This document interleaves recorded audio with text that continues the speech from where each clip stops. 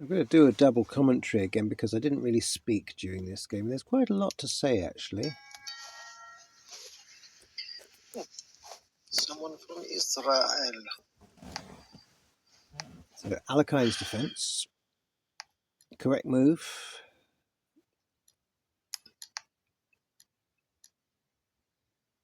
And then that's not correct. And then I will always do this and turn it into a sort of French defense.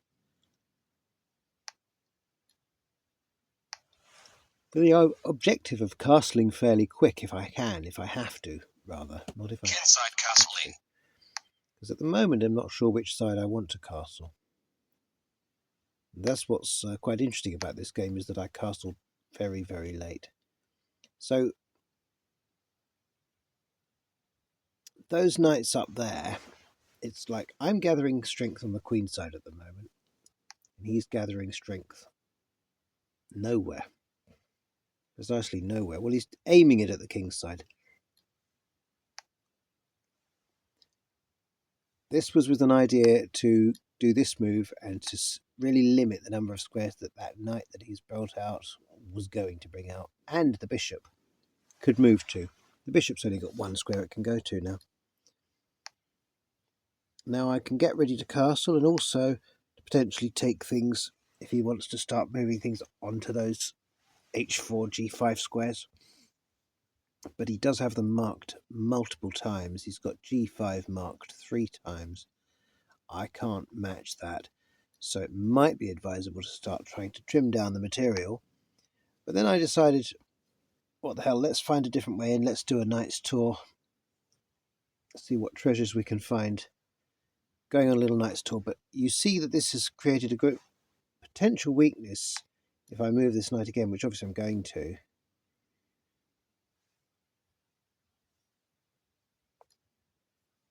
Well, you'll see the weakness develop in a minute. What he just did there was a terrible move, that pawn move.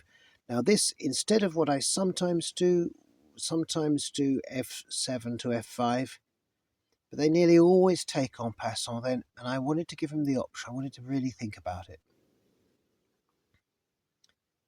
He hasn't got time to worry my king, even though I have opened up that line, because his own knight's blocking it. And as soon as he does this move, that gives me enough time to prepare for it. And in fact, he gave me a knight there. This was a very, very big blunder. Pretty much lost him the game. Just gave me the knight. I tried to work out if there was some sort of trap going on. Couldn't see anything. Decided to take with the bishop. Bishops tend to work best at a distance, and it's the knights that you should be taking the opportunity to advance. But there he does that, and it has to move back anyway. Well, the knight can't move back as quickly and efficiently as the bishop. The bishop will slide right back. And in fact, then I suddenly thought, no, I'm going to come down here. It felt a little bit sketchy, I must admit. There is a big old hole opening up down towards my queenside rook, which is not too good. And moving my knight onto this square, now the knight and the rook are unmarked, and I need to think about getting the c-pawn onto c6. I hadn't seen this hole at all. Didn't see it at all, and his next move should have warned me that he was getting ready to fire down that hole.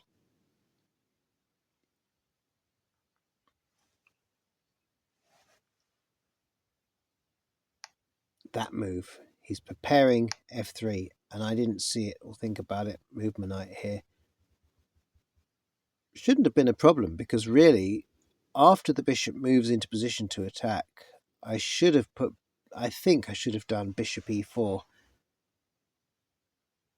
and then I'd have got an unassailable knight on that e4 square.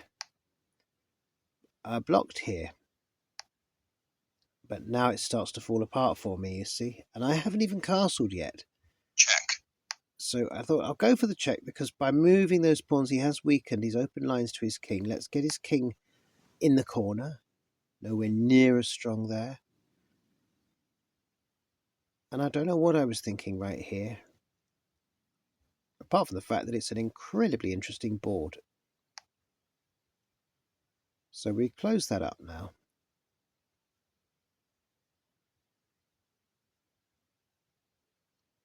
For now.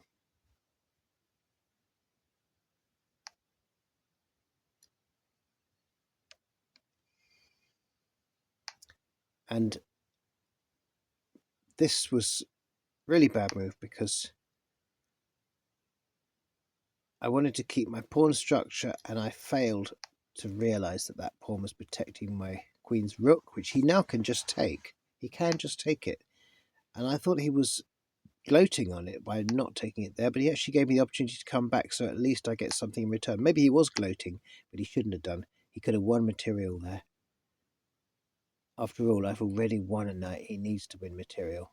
Now he is he's not 2 pieces down. He is still 1 major piece down, but that 4 to 3 is worse than 5 to 4. It's a different proportion. And I've got a free pawn there that was a lovely free pawn to take. And there's reveals one of the problems with the weakness of moving that pawn that he'd moved. I think he moved it to limit my knights earlier on. But it's always risky moving the h-pawn to h3. Always risky. Now this is a poisoned bishop. If he takes it, then I'll simply grab c3 with check with the knight, and I can have his queen. So he can't take that bishop. I think he knows it. Comes and advances to take it with the king instead. Good move. Good move. What can I do? It's looking like my attacks kind of had the wind taken out of it, but his rook moving up there gave me this lovely skewer. Okay, I'm only going to win a rook for, and he's he's got 2 rooks, so I've got the rook back, and then I will basically have, I'll be a minor piece up. He makes a really good, I think a really good idea here, which is to Kinside Castling. just start to run the pawns down. He's got 2 passed pawns there now. Because of my shortage of time, I didn't have time to deal with those pawns. I was too busy stealing that, doing those skewer attacks, doing those checks, and now castling. And it's given him time to get these 2 passed pawns down. So it's almost anybody's game at the moment. If he would have got these 2 passed pawns down correctly, I think maybe with the king, moving the queen to b2 to help support. Because if he hadn't lost that rook, he'd have 2 rooks to barrel them down with. He can't. My knight's unassailable now. The only thing he could trade it for is the rook. And so he storms on. I think solid enough. I've got some fight here though, and it is opening up some seriously dangerous lines towards his king. He comes with some sort of vague idea of a counterattack, possibly thinking of moving the queen to g4. But he hasn't got much on top of that. He kind of needs one of those pawns to get home if he's to have a chance of winning this game. In my interest to exchange material. Now that's in line with his king. But he can't move onto h1. The knight fork will win his queen. He probably doesn't want to move on to g1 because he's sort of on the back rank and probably doesn't see the need, but this was fatal because he has a revealed check here that wins the queen. That I didn't actually fully set up. I didn't set that up that far in advance, actually. I just kind of saw that one move before. That wasn't seriously set up. It's just that there are so many threats developing for him now that it's very difficult.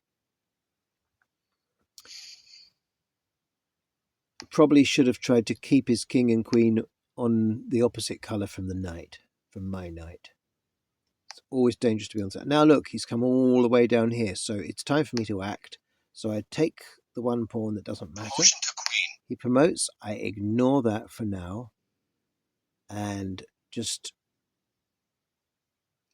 it's not urgent. What's probably more urgent is just getting, I mean, I could have taken it, I suppose, with my rook. But I didn't really think that any reason. I've got my own pawn here about to queen now.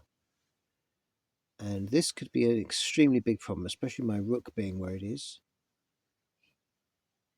He doesn't want his queen to be taken, but at the same time, if he moves it off that line, I can use the rook to check.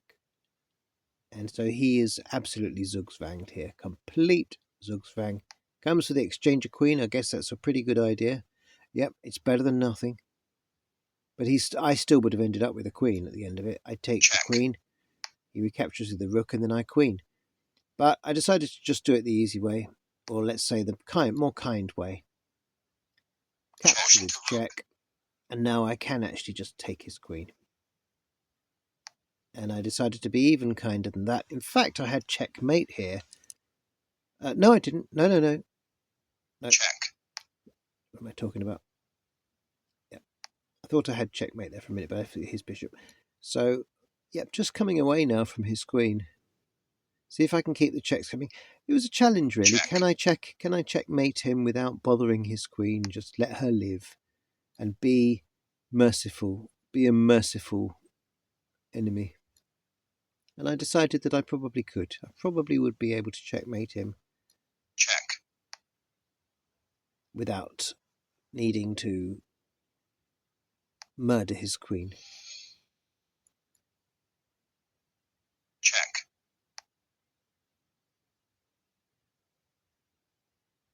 And the net is closing. He's got to come out into the open now because of my knight. And check. Now it's just simply a matter of getting him to the wall. It would have been a pawn mate, I think, if he'd gone the other way, which would have been far worse. So he chose to be checkmate. But I thought that was a really fascinating game. Really. Very interesting game. There we are, as I did say there. Game. A very interesting game indeed. Non-castling game. That's what it was. So I hope you've enjoyed that. And see you again soon on Chess Voices.